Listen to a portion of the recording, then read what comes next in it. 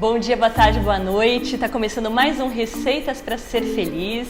E hoje a gente está aqui no Laboratório de Alquimista do Joel. Tudo bem, Joel? Tudo bem, tudo ótimo. Muito obrigada por receber a gente. Sempre um prazer, sempre um prazer. Bom, você tem uma linha enorme, né, de florais, são mais de 90, né? Na realidade são 348 itens. Combinações. Tá? Desses 348 itens, 48 itens são uma linha cosmética, uma linha mais corpórea. Sim. Pele, né? E os outros 300 são florais. São florais. Então são sistemas florais, um diferente do outro.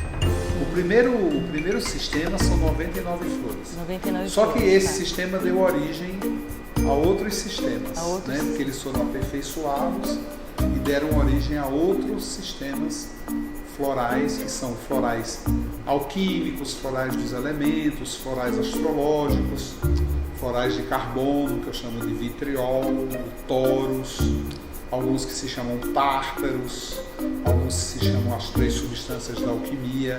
Então, todos os postulados da alquimia, ele nasce desse grupo de 99 flores. E durante esse caminho, né, que se faz de 99 flores se transformar em 300 florais diferentes, você tem também algumas misturas que vêm, como sendo, por exemplo, os minerais. Então eu tenho também florais que são agrupados com pedras preciosas, diamantes, safiros, esmeralda, florais que são agrupados com metais, como ouro, prata, zinco, estanho, selênio, são metais. Então é uma gama muito grande, uma informação muito grande, porque é um laboratório de alquimia. De alquimia. Floral porque nasce de flores, né? E a gente agradece que você permitiu a gente mostrar um pouquinho para o pessoal de casa, porque realmente é fantástico esse teu laboratório. Aqui, você contou para a gente que você faz os florais, são feitos aqui, os cosméticos e outras coisas são feitas fora. Mas os florais, eles têm realmente uma produção quase artesanal e bem alquímica. Conta para a gente o que é essa alquimia e onde que ela se une com a ciência. A alquimia, ela é uma arte muito antiga de curar, né? A alquimia, hoje quando você fala astrologia, nasceu da alquimia. Quando você fala homeopatia, nasceu da alquimia. Quando você fala astronomia, nasceu da alquimia. A matemática, a física, a química, toda a ciência hoje, o que a gente chama de ciência, desde a mais cartesiana até a ciência mais quântica, que é a moda do mercado hoje, falar muito da ciência quântica, tudo isso nasceu da alquimia. Na verdade, esses sábios antigos, eles eram muito mais generalistas, eles uniam muitas coisas, muitos conhecimentos, tudo, né? né? Então, você não ia encontrar um alquimista que não fosse astrólogo, Sim. Que não fosse astrônomo, que não fosse matemático. Como acontece, né? Com Platão, com isso, outros. Eles são um pouco de tudo. Agora, claro, existe dentro da alquimia antiga, mestres da alquimia, que se aproveitavam mais de uma linha. Então, por exemplo, existem alguns que se aproveitavam mais da linha do pensamento cartesiano, matemático. Certo. Aí outros mais filosófico, aí outro mais na área medicinal mesmo, de fabricação, de produção de remédios, entendeu? Então, mas na realidade o alquimista, ele entendia de tudo, ele fazia tudo, porque o alquimista, dentro de todo aquele perfil que ele cria para dar o seu recado, ele está sempre preocupado em unir tudo aquilo que é universal e fazer a síntese e, através de uma linguagem própria, ele passar essa informação para o paciente dele, para aquela pessoa que busca um aconselhamento, que busca um remédio, que busca uma solução. Entendeu? Na verdade, é a gente que perdeu essa ligação, né? Que separou o que era alquimia e da ciência, né? No mundo atual. Bastante, porque o científico ficou muito chato, né? O científico, ele caiu numa armadilha que eu acho um pouco dolorosa ela, porque aquela armadilha de assim, a gente tem que provar. Então, é claro que ele não vai provar nunca nada, porque tudo é mutável, a verdade é mutável. não é uma coisa fechada em si, ela é dinâmica. Então você vê uma crença que dizia que as partículas não viajam, não conseguem viajar acima da velocidade da luz, há 2 anos atrás se tornou uma mentira. Né? Aquilo, sabe, café da úlcera, hoje sabe-se que não dá. Né? Ovo tem colesterol. O ovo não tem nada a ver com colesterol. Razão, essas verdades mudam toda hora. E o cientista que fica, quando preso, ele não consegue provar cientificamente, ele deixa a informação de lado. De lado. Então, por exemplo, os alquimistas, eles falavam que a natureza, ela se comunica. Que a natureza é viva, é como um ser vivo. E isso fica contestado o tempo inteiro pela ciência, que acha que a natureza não está viva porque não tem sistema nervoso central, por exemplo. Mas aí você vai ver hoje, uma das teorias mais interessantes da botânica os estudos que se fazem em florestas, e se descobre ali, por exemplo, que existe uma árvore, que é a árvore mãe, que cuida de toda a floresta, e elas por baixo da terra e pelo ar, elas ficam em uma dinâmica de comunicação tão absurda e tão inteligente que, por exemplo, observou-se que quando uma árvore, num determinado canto da floresta, ela adoece, ao redor dela se abre uma clareira. Entendeu? Então, é aquilo que a gente não vê, né?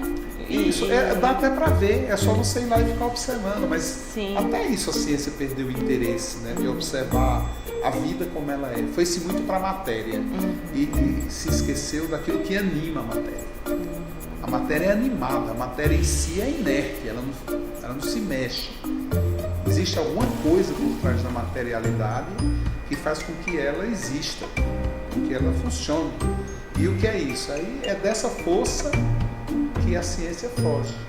Entendeu? Se apega a uma matéria que é muito, né? É como essa história do DNA. Essa coisa de dizer que o humano era diferente do macaco. Onde está isso no DNA? Não tem nada lá escrito no DNA que diferencie a gente de um gorila. Nada, absolutamente nada. Para você ter uma ideia, o DNA de uma minhoca tem 19 genes diferentes do nosso. Do rato são 6 genes. Então, assim, onde está toda essa diferença? E assim, até questão dos 6 genes, sabe? Porque são trilhões e trilhões de cadeias. Aí o cara achou 6, é meio um grupinho, né? Assim, achou 6 no meio de trilhões e ele achou 6. É questionável também a metodologia, entendeu? E o teu laboratório aqui é muito interessante porque une muita coisa da ciência, do laboratório mesmo, com outras coisas, um conhecimento muito antigo, que você vai contar um pouquinho pra gente, né? Mas um conhecimento muito antigo e que funciona, que traz pra prática, né? Que eu acho que une essa coisa mais terrena com a parte mais sutil. Quer dizer, o floral atua realmente no corpo das pessoas, atua em doenças, atua emocionalmente. As plantas são muito inteligentes. Você vê assim, ó, uma coisa tão simples, assim, tão babaca, me perdoe a expressão. Por exemplo, você pega uma trepadeira. A trepadeira é um ser primitivo, muito primitivo, uma planta primitiva. Uma planta ali que você mata ela assim com o dedo, enrola assim, quebra, mata ela. Você vê uma trepadeira, você coloca a trepadeira nessa sala, no outro dia ela vai estar apontando para onde? Para um lugar que ela possa subir. Entendeu? Se na sala você colocar o cabo de vassoura no canto direito, ela vai estar apontando para o cabo de vassoura. E quem é que está dizendo a ela que se ela não tem sistema nervoso central, que tem um cabo de vassoura ali? Ela não tem olho, ela não tem... Mas o que é que está guiando a planta? Uma inteligência. Sabe? Vamos chamar uma inteligência sobrenatural, porque se você deixar ela ali alguns dias, em uma semana, 10 dias, algumas trepadeiras, ela vai chegar no cabo de vassoura. E ela vai começar a subir o cabo de vassoura, porque na natureza dela, ela é uma trepadeira. Aí você vai lá com muita delicadeza, tira ela do cabo de vassoura e coloca o cabo de vassoura no canto oposto, a 180 graus da sala. E você vai ter uma surpresa muito agradável. Que você vai ver em apenas um dia, a ponta do pistilo dela vai estar apontando para o cabo de vassoura. Do outro lado. Olha que interessante. Entendeu? E se você tirar o cabo de vassoura da sala, ela vai ficar andando em círculo. Ela fica andando em círculo. Procurando. Porque ela é uma trepadeira. E a coisa mais incrível ainda, se você tiver do lado daquela sala, onde ela está andando em círculo, uma sala vizinha, e você colocar o pau encostado na parede, mesmo ela não vendo, ela começa a ir para a porta e ela vai entrar à direita.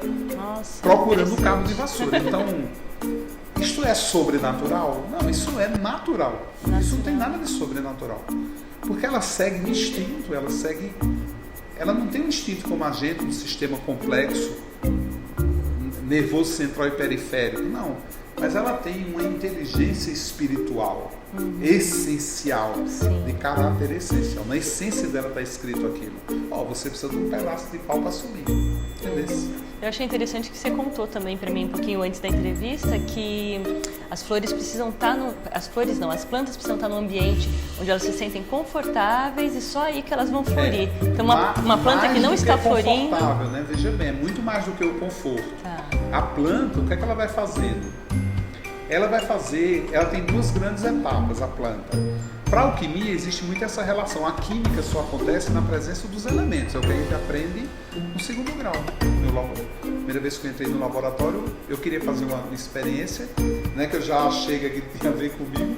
E o professor falou: Joel, você não vai conseguir fazer experiência nenhuma se você não estiver na presença dos 4 elementos. Para existir reação química sobre a face da Terra, você tem que ter no seu laboratório os 4 elementos: o fogo, a terra, o ar e a água. Só existe reação química na presença dos 4 elementos. É lei. Isso é uma lei. Essa lei, por enquanto, ninguém mudou. E aí, o que é que acontece com a planta? Quando você joga a semente, uma semente, a semente ainda é um mistério para a ciência, porque você pega uma semente de lótus, as que foram, por exemplo, desenterradas da tumba de Tutankhamon, quando acharam vasos com semente de lótus dentro de vasos. E aí o cara foi lá, a semente de lótus, joga fora isso aí. E jogou lá no pântano. E qual foi a surpresa geral da nação? Todas as sementes de lótus floriram. Todas elas vieram e se tornaram lótus. Do Tutankhamon. Então vamos combinar, né? 3.000 anos, uma semente ali parada, 3.000 anos, e 3.000 anos depois aquilo acorda. Tem alguma coisa muito estranha aí, tem alguma coisa muito, além, muito além aí. Então, se você pedir ao cientista, explica, ele não vai explicar isso, não tem como explicar isso, entendeu? Não, porque aquela coisa lá dentro acordou e não veio nada lá de fora para acordar aquilo, não tem uma dinâmica.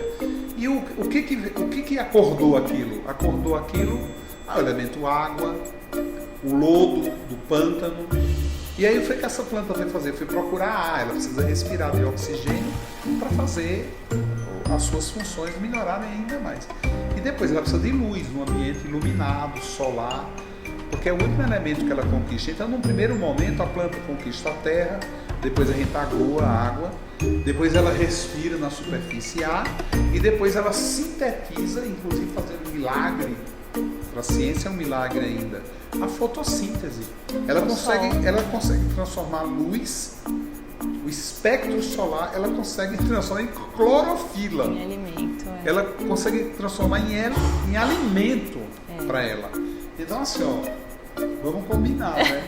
Verdade. Sabe, dizer que isso é fantástico, não né? tem uma inteligência, entendeu? Então, a alquimia, ela está muito ligada a esses essa ciência da natureza também, né? A essa ciência natural, a esses princípios, esses postulados, e a partir daí, o que é que ela faz? Eu quero levar para você, não é princípio ativo. Quem quer levar princípio ativo para você é a ciência cartesiana, porque ela acha que é o princípio ativo que cura. Não, o princípio ativo, ele pode ancorar, beneficiar teu corpo, que afinal de contas, nem precisa de uma vitamina C, de uma vitamina E, de uma vitamina D. A gente precisa de compostos orgânicos, de alimento, a gente tem que comer 3 vezes por dia no mínimo. A gente precisa, porque a gente precisa dos elementos também para fazer a nossa química e o nosso movimento. Sim. Entendeu? Então, a alquimia, o que ela está preocupada? O que é que ela quer? Ela quer transformar aquilo que é físico, dar àquele corpo um novo corpo, muito mais líquido, para que você possa levar não somente o princípio ativo, mas que você possa levar toda a memória da planta para você. Então, qual é a memória da planta? Ela sabe andar em círculo procurando um pau, ela sabe onde o cabo de vassoura tá, que você colocou para ela subir, porque na natureza dela é uma trepadeira. Quando eu faço um floral, se eu fizer o floral dessa trepadeira, eu quero levar você essa ideia dela. Aonde está o cara que você vai se erguer, que você vai sair do chão. Entendeu? Que você vai procurar a luz. É essa energia que você vai passar através do floral. Se ela vê que ela nunca vai ter o cabo de vassoura, ela nunca vai florir. Ela vai ficar na sala, em círculo, tentando sobreviver. Já a história dela não está no ambiente favorável. E ela pode ficar 30 anos ali. Ela pode dizer, não vou morrer, vou ficar viva até chegar meus dias. Entendesse? Na esperança que alguém venha, pegue um broto, pegue um pedaço dela, porque ela pode ir ali e ir para um outro lugar. Sim. E ser uma filha dela mesma. Sim. A natureza é muito sábia. Fantástica, né? É fantástica. Mas ela não vai dar flor. É por isso que algumas pessoas se frustram, né? Quando ganham uma muda de uma azaleia linda da vizinha, ela vai planta, a muda nasce, a azaleia nasce linda, mas nunca dá uma flor de azaleia. Verdade. Aí a pessoa diz, nossa, que tristeza. Muda o vaso, põe o vaso em outro canto.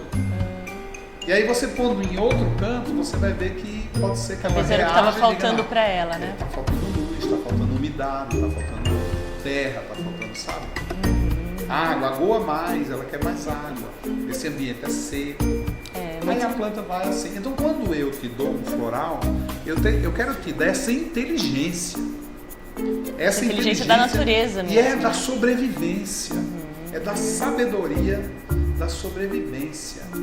Porque o corpo de todas as criaturas, existem dados interiores que dizem assim, sobreviva, cara, sobreviva. E assim, sobreviva evolua, né? com saúde, sobreviva com felicidade, sobreviva... Você não vai sobreviver depressivo, isso não existe na natureza, você nunca vai ver.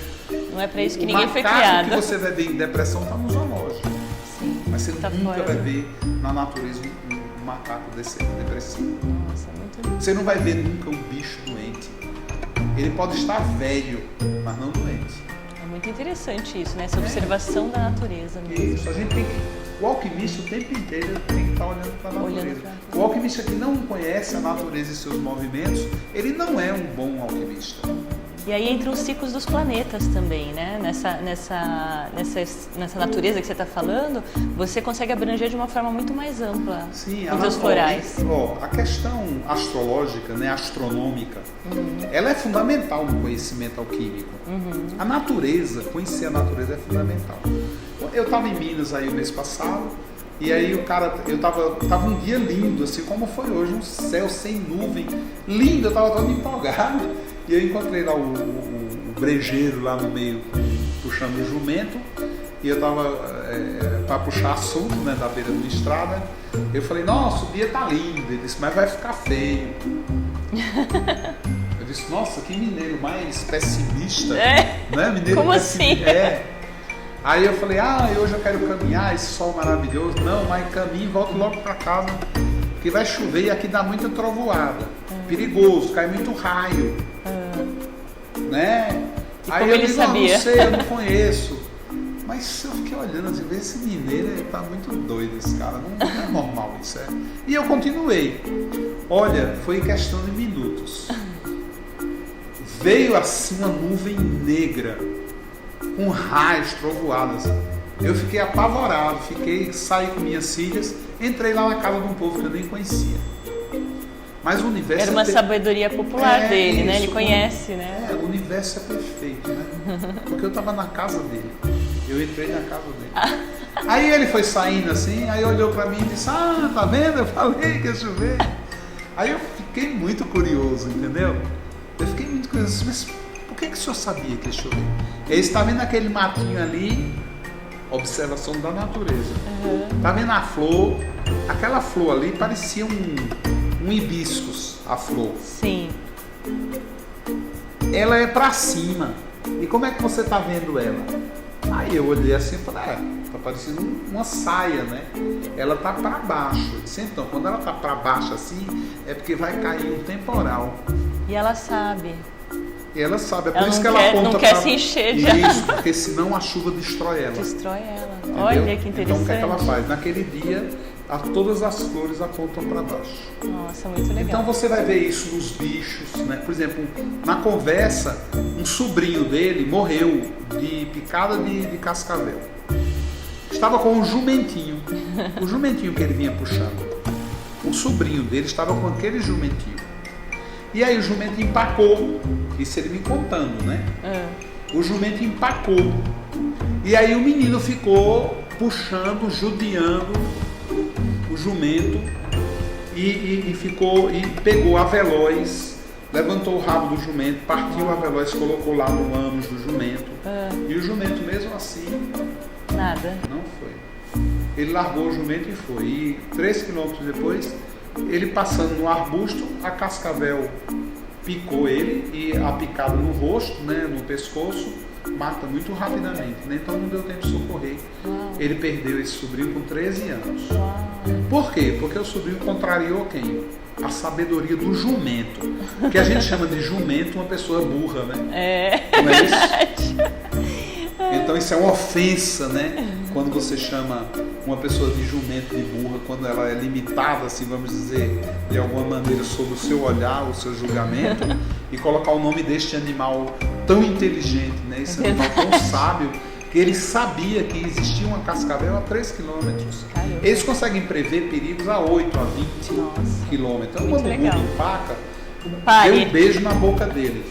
Porque ele está salvando a tua vida. Assim como muitas coisas que acontecem na nossa vida, então, né? Assim, outras coisas. Ele tem que ser um alquimista que ele perceba todo esse movimento. Tudo, né? Porque quando ele for fazer os florais, quando ele for fazer as misturas com os minerais, quando ele for fazer essas panaceias alquímicas, ele vai levar essa natureza para dentro de você.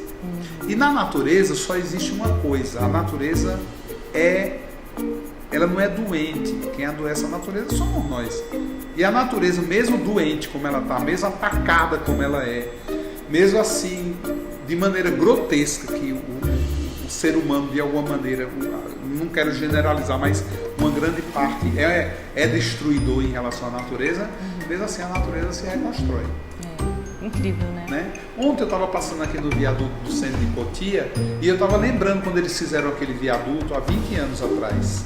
E eu fiquei revoltado quando eles fizeram. Destruíram um monte de coisa. Porque eles destruíram tudo que estava ao redor do viaduto. Entendesse? E hoje existe uma floresta gigante ali. Tudo que veio de onde? Do nada, veio do cocô do passarinho.